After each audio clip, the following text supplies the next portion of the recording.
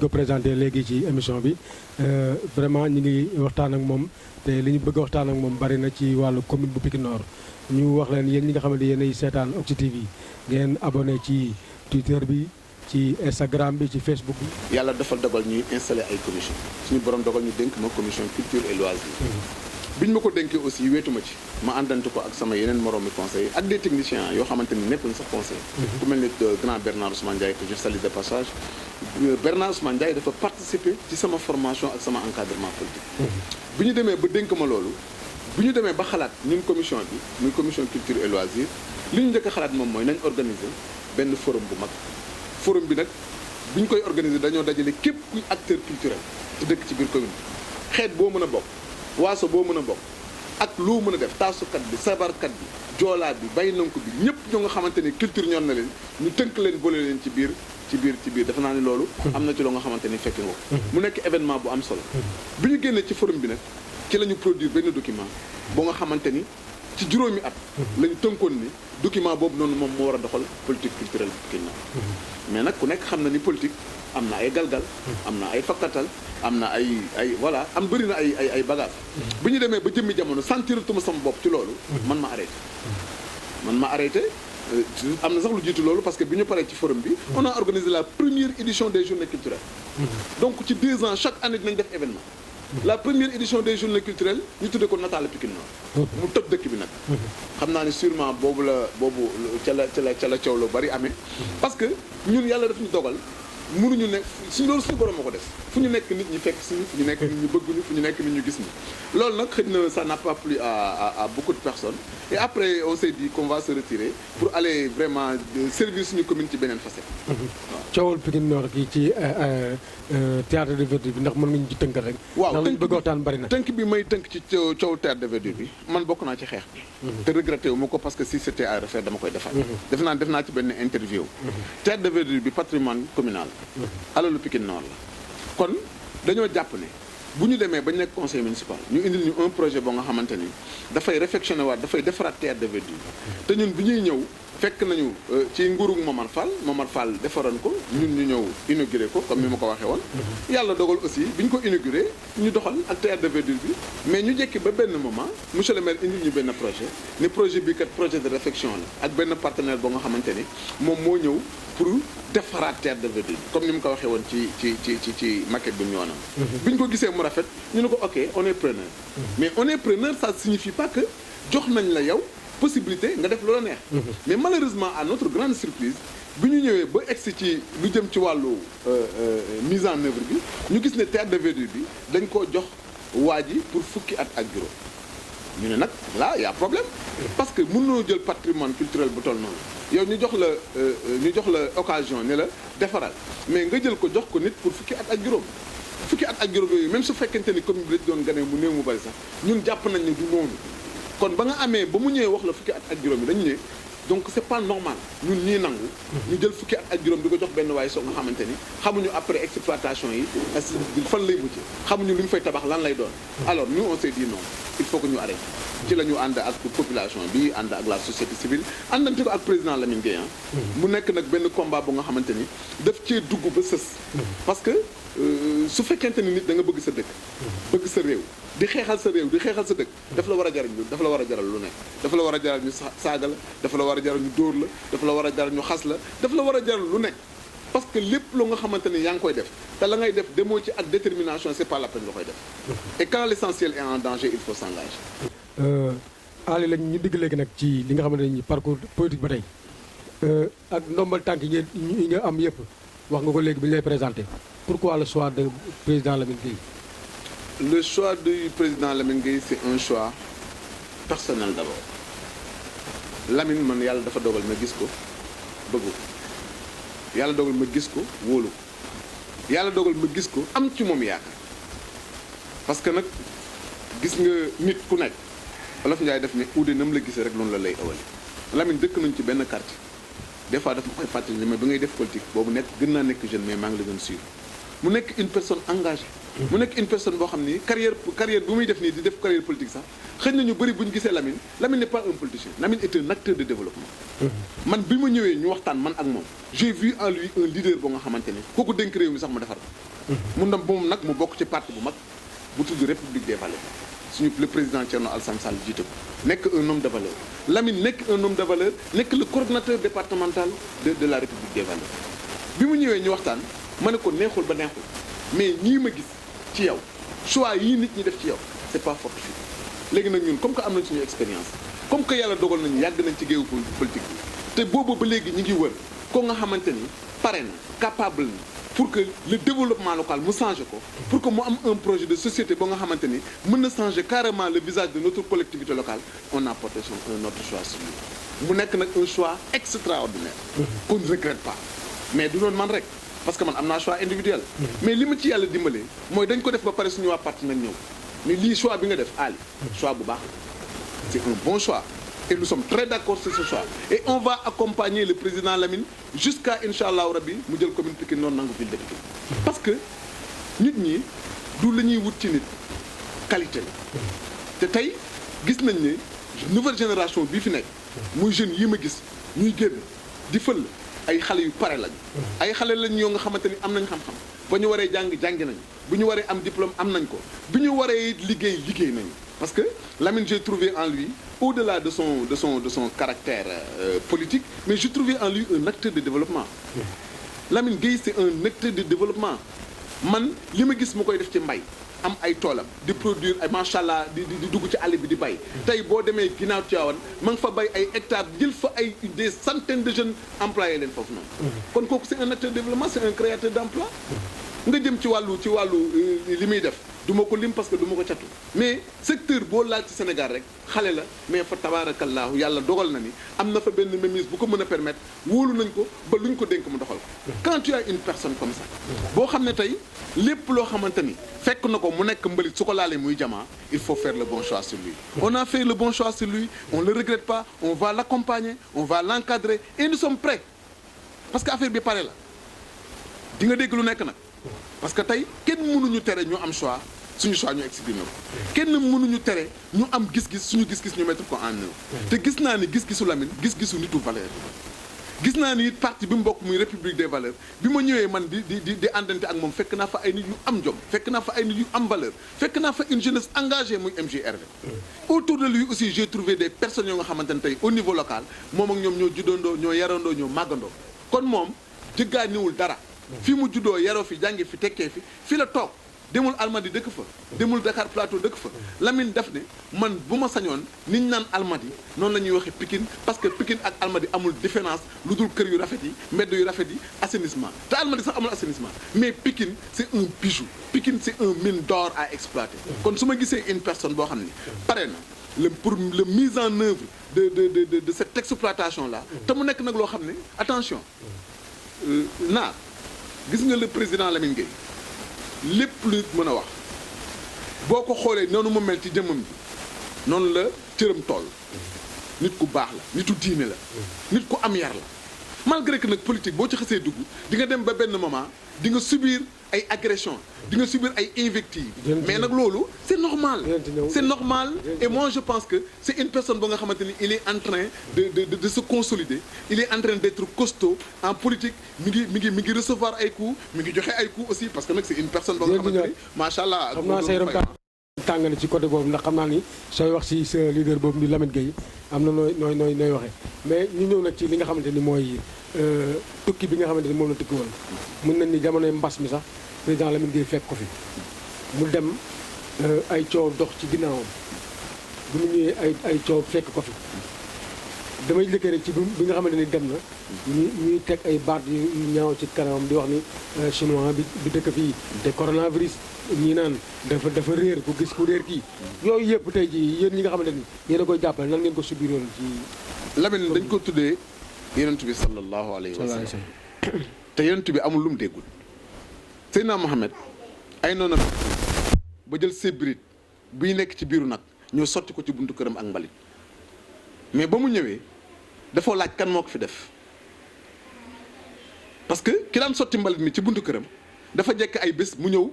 gisul mbalit ci buntu kër gi mu ne waa ana sama waa ji daan tuur mbalit mi fii ñu ne ki daan tuur mbalit mi sa waa ji fi daan tuur mbalit mi de dafa feebar mu daal di jóg ànd ak ay saxaabaam wuti kër waa ji bi mu ñëwee jub kër waa ji ñëpp génn ñu yor ay jaas ñu yor ay yat ci waa kër waa ji daw làqatu ji mu ne wóol leen ma sama xarit bi ndax dafa naan tuur mbalit sama buntu ko te fan yi yëpp gisuma mbalit mi te man ma xam ne moom mi ko fi daan tuur su ma ko gisul am na lu ko dal ma ñëw di ko seet si waa ji ne ashhadu an la ilaha illallah wa ashhadu anna muhammadan rasulullah kon suñ ko tuddee ku mel noonu dimension intellectuelle bi mu yore ak dimension spirituelle bi mu yore bu mu ko bett mbas mi nag dafa nekk loo xam ne lëmbee na àdduna au niveau international yàlla dogal mu nekk un acteur boo xamante ne tey il travaille avec le patronat chinois yàlla dogal mu jàngee Chine jàng fa nag njàng moo am solo nekk aussi un financier nekk aussi quelqu'un boo nga xamante ne tey soo ko dénkee dara loo nga xamante ni lu ñu war a redresser la Lamine est un acteur qui peut redresser quelque chose qui est en train de chavirer lu it lu ñu ko mës a dénk rek gravité na ay échelon kon bu ñu jekkee ba loolu am mu dem mission à l'étranger dem Johannesburg affaire bi tëj ko fa li mu njëkk a def bi mu demee jaaxle la njëkk a def mais nag li mu nekk ci àll bi Lamine c'est quelqu'un boo nga xamante ni tous les jours benn heure am bu mu passé rek c'est de l'argent heure am bu mu passé rek c'est les affaires parce que tey lam fa nekk mi ngi doon liggéey Lamine dafay joxe ay cours ay heure am cours bu la waxee ñaata lay fayeeku par heure cours doo xam ñaata la toll kon bi ku fa mbas ma tëjee tëj na ko fa comme ni mu fa tëjee tous les Sénégalais mbas mi tëj na ay ministre tëj na ay DG tëj na ay doomi sénégalais tey jii gis nga dañ ñi di manifester partout dans le monde kon du gàcce ci moom mu tukki mbas mi tëj ko fa na mu fa tëjee moromam waaye tëj ko fa il est plus facile d'emprisonner quelqu'un que de tuer ses idées il est parti mais il était là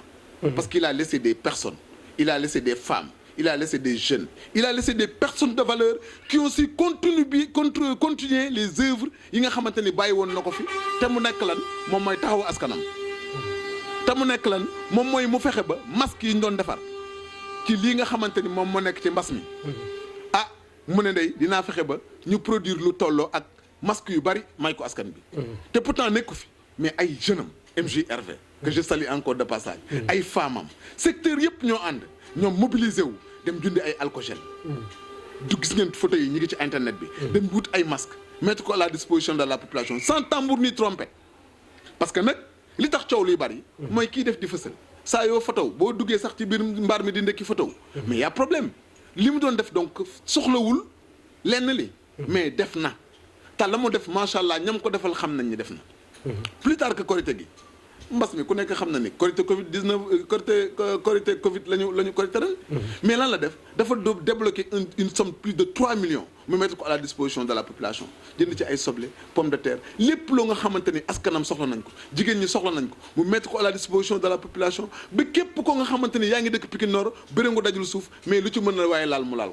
ko waaye kii raam di la bokk bu amee taxi dugal la ci passé na loolu xam nga bu fekkente ni waxi mbas mi rek la ñuy wax mbas mi tëj ko mu def yu mel noonu kon kooku mi ngi xalaat dëkkam mais Lamine naar bu ñu fàtte man bi ma koy xam premier événement bi mu njëkk a def consultation gratuite la indi fi ay docteur waxuma consultation gratuite nii de parce que am na consultation gratuite am na consultation taqale mais kii consultation gratuite pure et dure la def. taqale moom xanaa am koy taqale moom mooy non da ngeen di jënd lii ma jox leen lii après boo ñëwee nga jël nangam ti doon nangam non. Lamine il a dit je paye tout gratuit. seen adversaire ngay wax 1000 paires de lunettes. ma ne seen adversaire ngay wax loolu. seen adversaire moo tax ngay wax. non xam nga. mooy taqale quoi. waaw gis nga naa li nit fang kenn du ko jeex. te kuy teen li ki tax ki bañ ko teen c'est parce que la nga aj moo baaxul. mais Lamine li mu aj dafa baax. moo tax teen bi ñuy teen di ko wax on est à l'aise pour le dire. gis nga loolu ma terminé na foofu rek nga baal ma. bi mu defee ba ci consultation gratuite bi ku yee di laajal ñoom waa Daaru Xudoos secteur 4 que je salue de passage. ay jàmbaaram ay gaynde nekk fa. maa ngi nuyu parrain bu baax a baax. ñu nuyu parrain mi ko jiite ak ñoom Kaba sama frère ak ñoom Mamour Seye ak ñëpp ñi nga xamante ne ñoom ñoo fa nekk ci góor ak jigéen. ñu def fa un travail extraordinaire. mu jël garab yi may 1000 paires de lunettes indi fa ay gynéco ñu faj jigéen ñi paa yi ñëpp képp ko nga xamante ni néew ji doole nga mu jël la en compte mais kooku lan la deful. ci wàllu culture 31 décembre bi passé. yow xam nga ci dara artiste nga. ñu ñëw ci commune bi mu am flop total par rapport à l'organisation du réveillon au niveau communal. te ni moom la population bi moom muy seen xot ak seen xotaat ak seen li ñuy dajale looloo lañ ne moom la ñuy xaar ba léegi gisaguñ ko ba ñu jëkkee ba ci yàgg nag ñu ne ki nga xamante ni moo indi woon ceeb ba ñëw na mairie guddi jël si ceebam ñëpp nag daal ñu lu xew ñun ñu jël suñu xaalis woo un fournisseur en tant que commune crédible mu jox commune bi ceeb ñu lancé marché bi mais fournisseur bi doon lancé bi jël marché bi moom bu fekkente ni wóoroon na ko ni su jógee 3 mois du fayee ko du jël marché bi mais dafa amoon yaqin dañ ko convaincre woon que ne bu demee trésor liquidité dina ko fa fekk bu ko mën a permettre mu jot xaalisam. parce que dafa dem ci banque bi lépp. dafa jël ay xottam ay xotaatam li mu yore woon ben dem régler ko mais même le choix du fournisseur. man ça pose problème. man du ma jël benn marché di ko jox un fournisseur bu nga xamante ni amul possibilité. donc y a problème.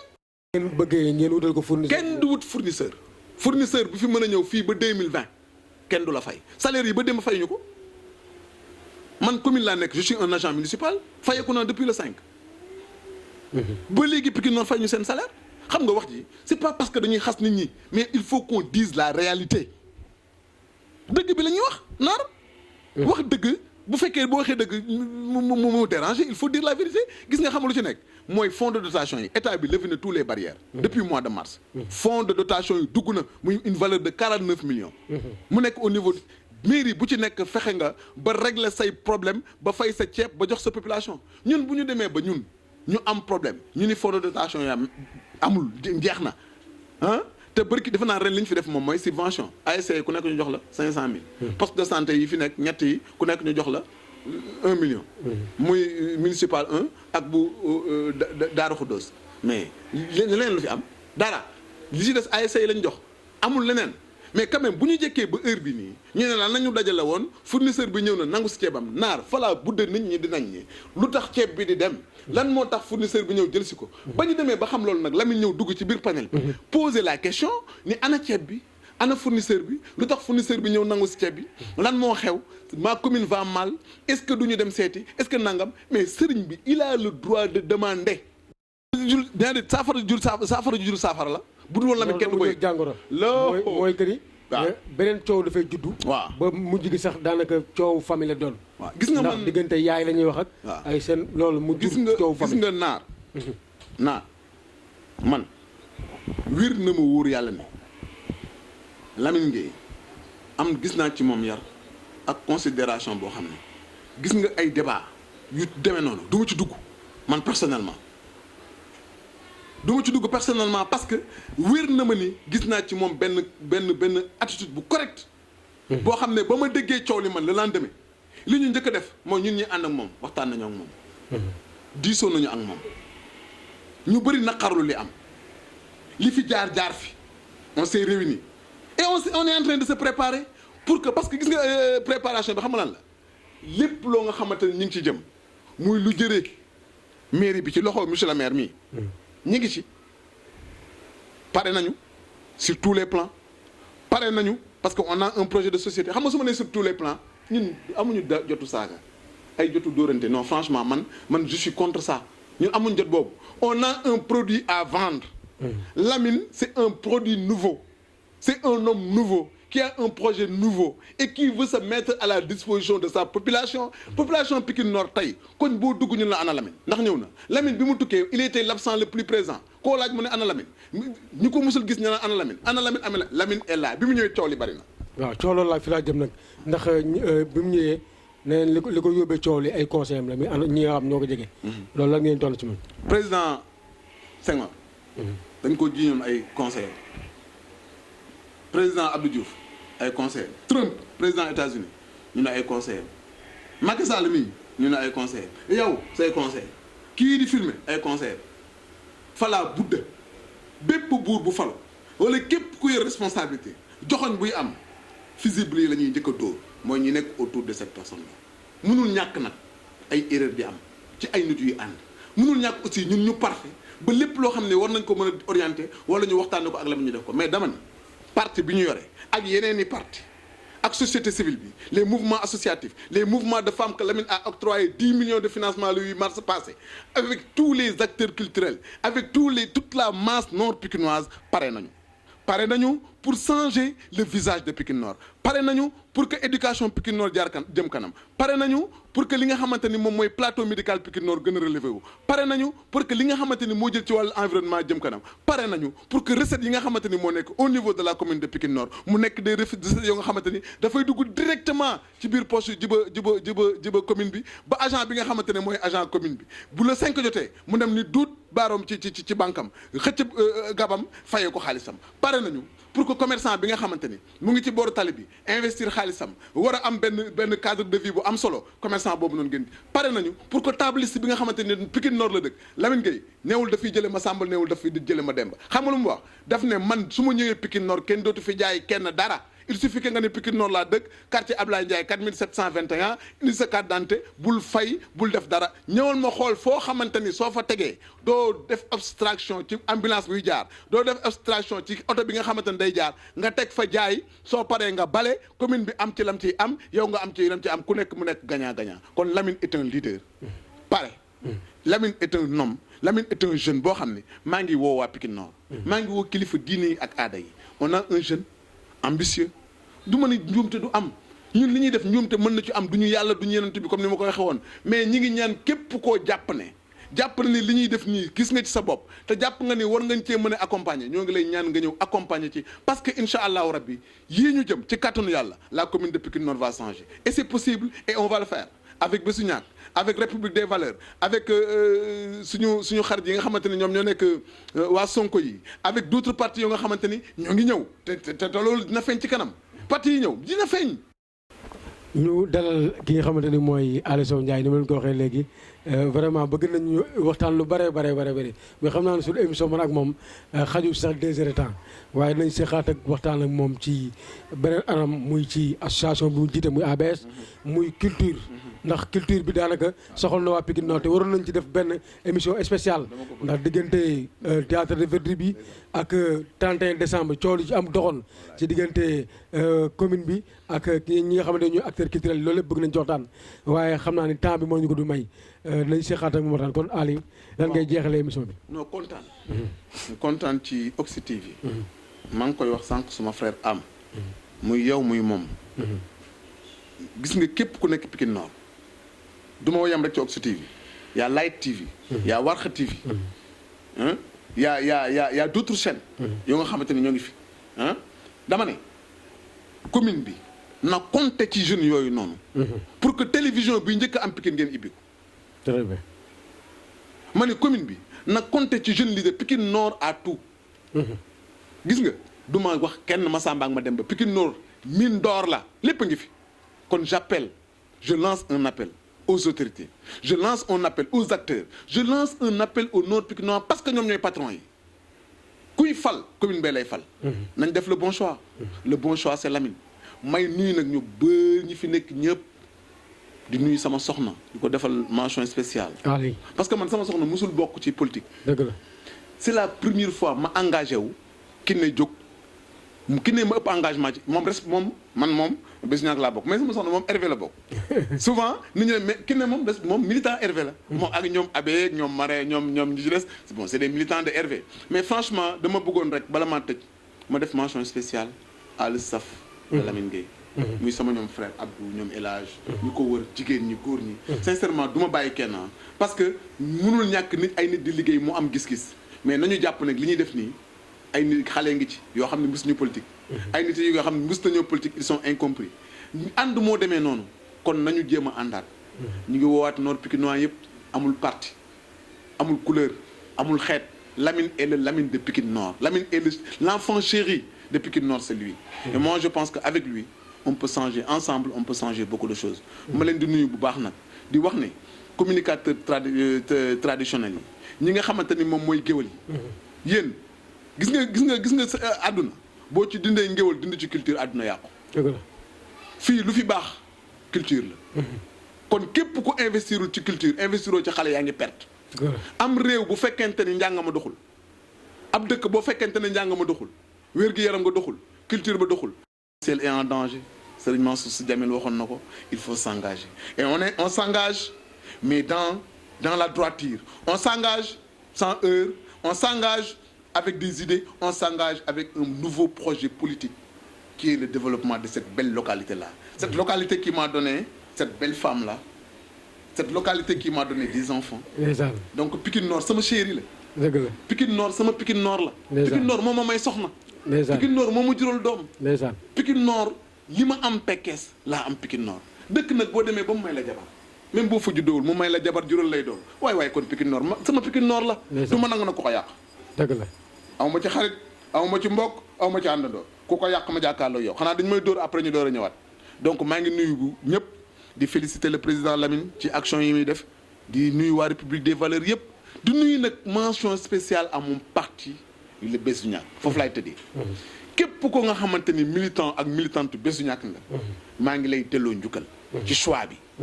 muy mag ñi muy daayira yi muy xadara bi muy sympathisant yi muy képp ko nga xamante ne tey yaa ngi ci ginnaaw président Mansour sëñ Mansour waxoon na ko. ne woon na bu ngeen di fal na ngeen tànn na ngeen xool ki ngeen di tànn kan la. su lañ leen dee woo ci dara na ngeen xool lañ leen di woo ba xam sentir ngeen ci seen bopp su ngeen ci sentirul seen bopp ngeen taxaw. ndax nit ki su fekkente ni da nga koy woo dara te la nga koy woo sentiru ci boppam bu ëllëgee bu taxawee lu ko teg yaa ko teg. sëñ Mansour c'est un penseur voilà un grand monsieur. boo xamante ni l'inconnu c'est sëñ Mansour. ay waxam du dañ surtout Seydi Hadj Malick boobu noonu. may profiter ci occasion bi di nuyu ñëpp. di nuyu di ñaan yàlla nag ci barke Serigne Saliou Mbacke man taalibi Seydi Hadj Malick laa. Serigne Saliou nag. ñëpp ko bëgg sama référence la. borom jàppandal la borom jàppandal ndax gone yi laa bokk ak moom. di ñaan yàlla ci barke Serigne Aziz Abou. mi nga xamante ni tey soo duggee biir Pikine Nord. ay waa këram rek fi nekk mu nekk sama soppi nag. kon may ñaan rek yàlla ci barke maam Abdou Aziz Dabakh. ci barke maam Cheikh na Cheikh Sadd. ci barke maam Limamou Laye ci barke mag ñi. lii ñuy wut yàlla nañ ko yàlla jox tam nekk ndiglaayu dëkk bi li ñuy wut yàlla na ci yàlla def jàmm. Oxy TV bii nga xamante ni moom ngeen yore bala ñoo egsiwaat ci élection yi di ñëw yàlla na nekk Oxy télévision boo nga xamante ni tey su ngeen fii ñëw leneen la ñuy wax. maa ngi leen di sant di leen gërëm di gërëm waa Pikine Nord di jéglu nag lépp loo xamante ni dëng na. ci man la su fekkente ni tooñ naa ci kenn wala offensé naa ci kenn maa ngi koy jéglu asalaamaaleykum wa rahmatullah. jërëjëf kontaan nañ bu baax ci moom comme ni ñu ko waxee dorteel bi vraiment ni ñu yaatalee émission bi nga xam ne ni ñu ngi ko doon sàkku ci moom ba ñu ngi koy doog am ñu ngi ko ci gërëm bu baax a baax a baax. waaye di gërëm comme ni mu ko waxee sànq Kiné mi soxnaam ndax bu ñu ñëwee tous les dispositifs yëkkati ni ko def ko maquillage sax moo ñu ko doon def kon ñu ngi koy gërëm bu baax moom Kiné yaay Saadi bu kenn du moom di koy siyaar bu baax a baax a baax di wax ni yéen ñi nga xamante ne yéen doon seetaan Oxy TV di nuyu nag Kaba Balde moom sunu xarit la moom itam vraiment sunu sponsor émission la mu ngi ciy jàpp bu baax a baax a baax kon ñu ngi koy jaajëfal bu baax di jaajëfal gaa yëpp nga xamante ni ñoo ngi doon seetaan ci Oxy TV ci seen beneen numéro ci caravane politique